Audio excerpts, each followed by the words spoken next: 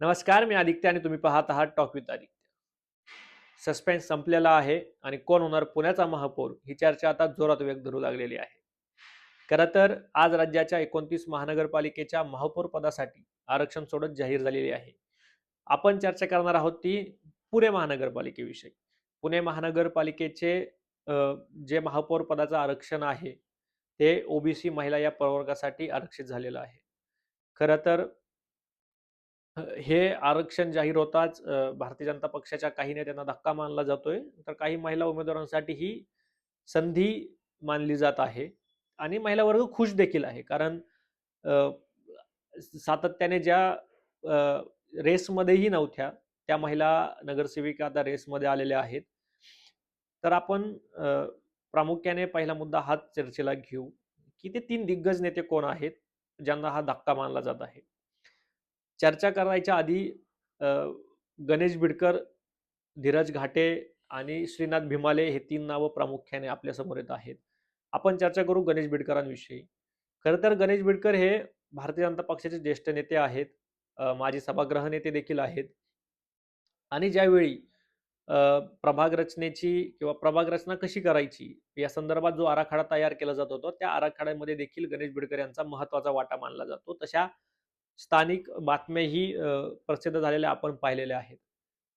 गणेश बिडकर यांच्याविषयी चर्चा करताना त्यांच्याविषयी एक मन किंवा एक आपण बोलू शकतो की लक फॅक्टर जो असतो ना, तो त्यांच्या बाबतीत खूप वेगळा आहे. लक फॅक्टरनी त्याला कधीच साथ दिली नाही. म्हणजे अगदी गणेश बिडकर हे मुरलीधर मोहोळ असतील किंवा माधुरीताई मिसाळ असतील, या चंद्रकांतदादा पाटील असतील, मेधा कुलकर्णी असतील, यांच्या आधीपासून भारतीय जनता पक्षाचे नगरसेवक आहेत, भारतीय जनता पक्षात काम करतात. गोपीनाथ मुंडे, गिरीश बापट, विनोद तावडे यांच्या फळीतील हे नेते आहेत. खरं तर ज्यावेळेस स्थानिक पत्रकारांशी बोलताना त्यांनी वारंवार ही गोष्ट बोलून दाखवलेली आहे, की भाजप भारतीय जनता पक्षाकडनं त्यांना साइडलाईन करण्यात येत आहे.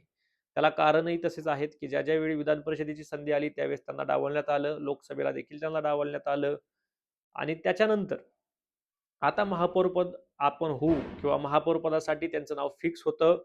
कारण ज्यावेळेस ते जिंकले त्यावेळेस त्यांच्या कार्यकर्त्यांनी तशा आशेचे बॅनर देखील लावले होते.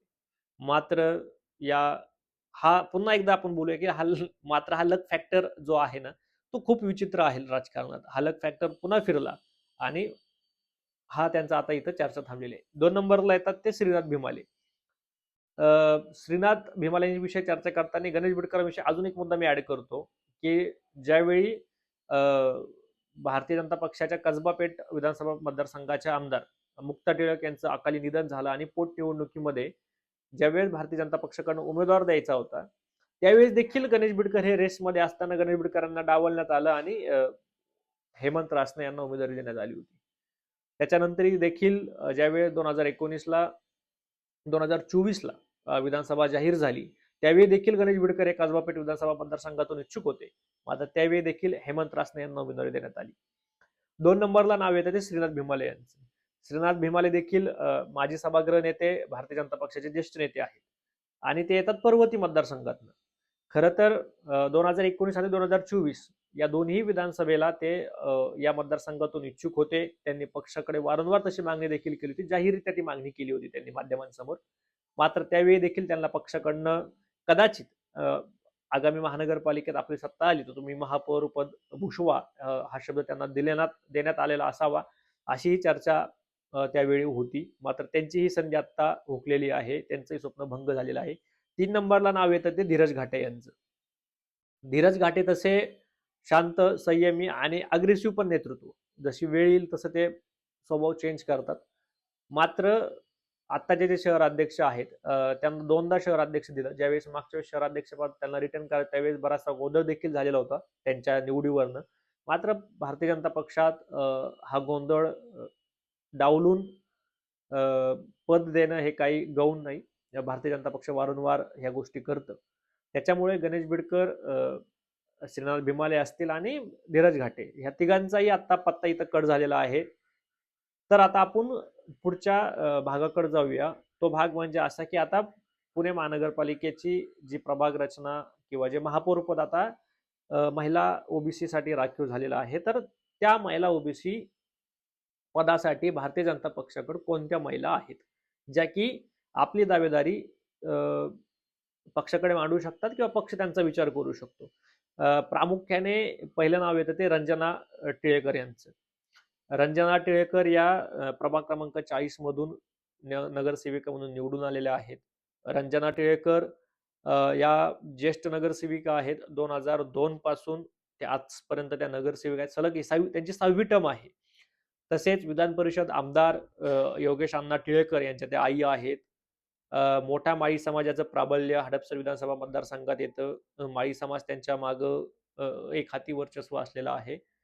तसेच 2029 विधानसभेचा विचार करता जर महानगरपालिका जर विधानसभा निवडणूक ही स्वतंत्र लढवण्याचा वेळ आली तर तिथं योगेश टिळेकर यांचाच विचार होऊ शकतो. त्या दृष्टीने देखील रंजना टिळेकर यांना महापौर पद मिळू शकतं. दुसऱ्या नंबरला जे नाव येतं आपल्याकडे ते येतं मंजुषा नागपुरे यांचं. मंजुषा नागपुरे या प्रभाग 35 मधून निवडून आलेल्या भाजपच्या पहिल्या बिनविरोध नगरसेविका आहेत. तसे 2024ला देखील त्या खडकवासला विधानसभा मतदारसंघातून जिथं आत्ता भीमराव तापकीर हे 3 टर्मचे आमदार आहेत.